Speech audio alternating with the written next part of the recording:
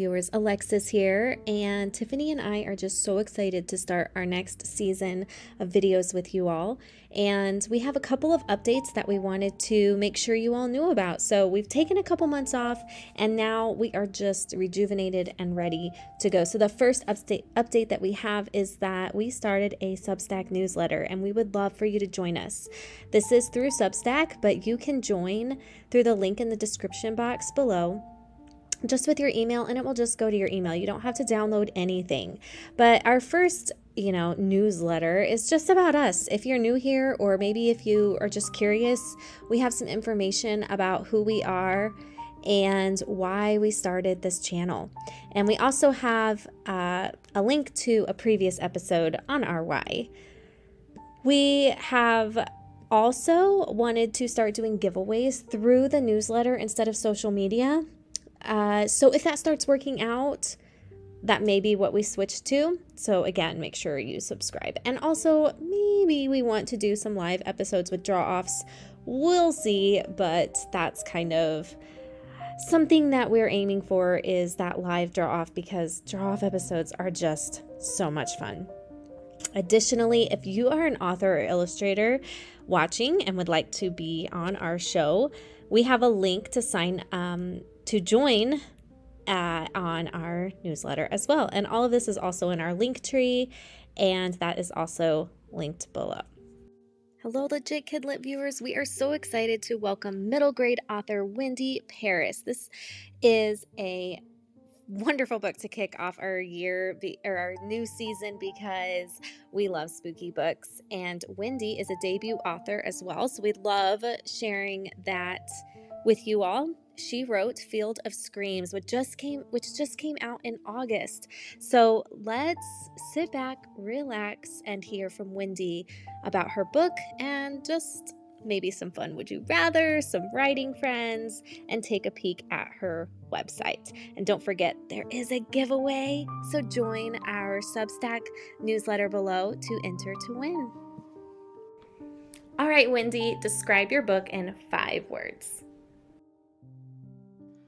Hi, Alexis and Tiffany. Thank you so much for having me here on your YouTube channel. I'm very excited about this. Okay, I'm going to describe Field of Screams in 5 words. I'm going to say atmospheric, secrets, nightmares, and abandoned farmhouse.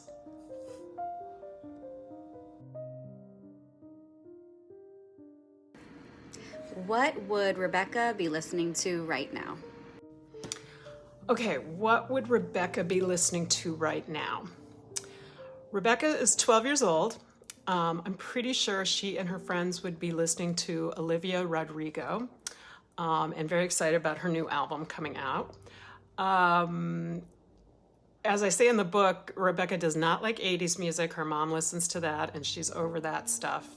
Her late dad, I think, was into alternative rock, so she might listen to some of that just to feel close to him. So maybe like Foo Fighters or The Killers or Red Hot Chili Peppers or something like that.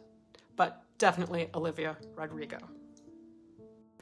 Tell us your favorite KidLit spooky book. I think my favorite spooky KidLit book out there right now is actually a series. I really like Lockwood & Co. by Jonathan Stroud. I love the setting. I love London. I love England and the countryside too. The ghosts are scary. The relationship between the kids, the tweens, the teens, who are chasing all these spirits, is really engaging and fun, and they're scary. The ghosts are scary. I like it. Who is one of your writing friends? One of my writing friends is named Lorian Lawrence, and she also writes spooky middle grade books. She writes the Fright Watch series. There have been 3 of those, Stitchers, The Collectors, and Unmasked. And they're really good. And She and I met in 2015 during a online writing contest called Pitch Wars. And we both ended up with the same agent. And we had this agent together for about 6 months. And then she left the industry. And we were both without an agent and without an agency to work with. So we've stayed in touch ever since. She's gone on and now published 3 books. She's working on a 4th, I know. Field of Screams is my debut. My 2nd book is coming out next fall. I'll tell you more about that later. But we've gone through a lot together, and it's been wonderful to have her as a friend. Do you have any upcoming projects? Okay, I do have a project I'm working on right now, and I'm very excited about it. It's another spooky middle grade book. It will come out next fall, fall 2024, and it's called Stage Fright. And it's about 4 13-year-old kids who are trapped in a haunted theater overnight. So I'm going to go ahead and read you the pitch here. When Avery returns to her hometown after moving away a year earlier, she's hoping to jump back into her friend group as if nothing has changed.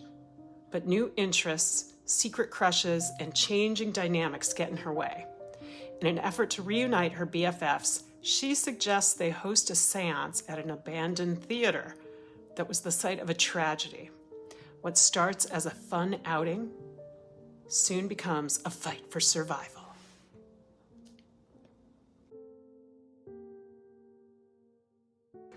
Would you rather sleep in a cemetery or in an abandoned prison? Okay, would I rather spend the night in a cemetery or an abandoned prison? A cemetery for sure. An abandoned prison, I would be scared of getting trapped in there, and no one would hear you scream. You wouldn't know what was around the next corner. I feel like there are more places to hide and things could jump out at you.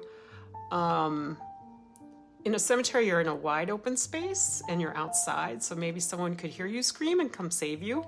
And I don't know, it seems like you could get an impression of the entire space because it's wide open, and you would see what was coming at you a little bit easier than in a prison. So I'd rather be in a cemetery at night. Would you rather have a surprise visit from Frankenstein's monster or the Headless Horseman? Okay, this is an easy question for me to answer. I would definitely rather have a surprise visit from Frankenstein's monster over the Headless Horseman. I wrote a paper about Frankenstein by Mary Shelley in high school. So I know that the monster is actually very misunderstood and not scary. I feel bad for the monster, and I feel like I could talk to him and reason with him and he wouldn't hurt me. The Headless Horseman, how do you reason with someone with no head? Then they don't have ears, so they can't hear you. On the other hand, if he doesn't have a head, he can't see me and get me either. So the Headless Horseman confuses me a bit.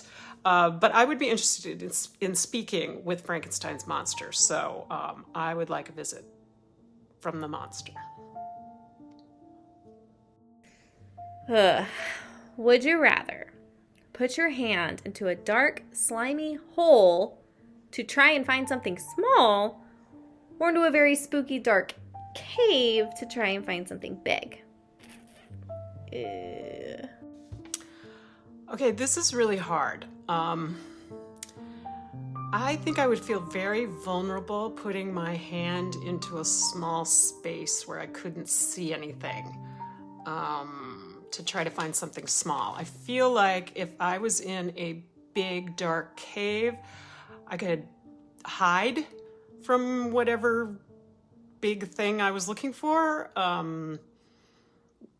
somehow get in a crevice somewhere and get away from it. I would feel a little less vulnerable for some reason. I don't know why. The thought of something maybe biting my hand that I couldn't see scares me. Okay, for fun, we're gonna have you put in some earbuds and sing a favorite song. Now remember, we can't hear the music, but you're gonna be singing. Just 30 seconds is fine, and dancing is definitely encouraged. All right, I'm going to sing to my favorite song here. This is the chorus. It takes a second. Hold on. Okay, here we go. I'm singing now. This is my favorite song. Every time I see you falling, I get down on my knees and I pray. I'm waiting for that final moment. You say the words that I can't say. All right, and make sure to check out Wendy's website. You can see all kinds of helpful things that teachers and educators can use. If you have the time and are interested, I have pictures of the real-life abandoned farmhouse that inspired Field of Screams on my website at wendyparris.com on the Field of Screams page.